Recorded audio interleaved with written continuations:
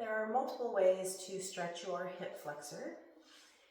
One way that I like to start with is more of what's called a quadricep stretch. So that's the muscle on the front of your thigh. Although one of those muscles does come up to your hip and is a hip flexor.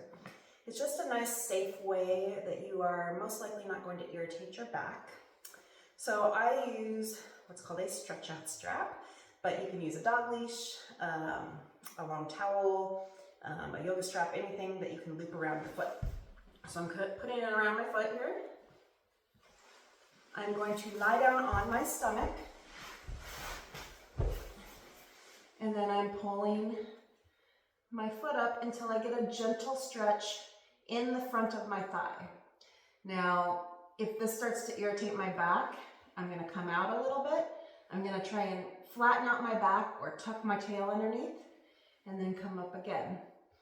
If I still feel it in my low back, come out of it, and you can always place a pillow underneath your hips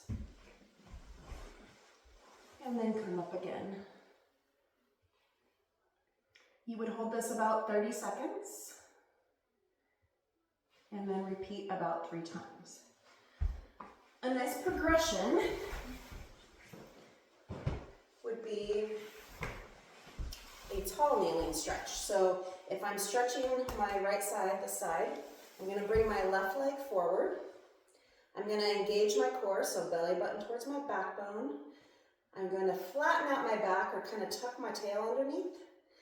And I'm looking for a stretch right through here. If I already feel it, great.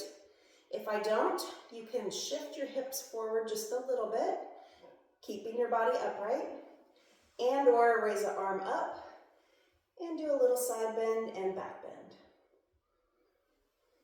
Once again, you would hold it for about 30 seconds. Another option would be a standing option. So once again, if I'm trying to stretch my right side, my right leg would be back.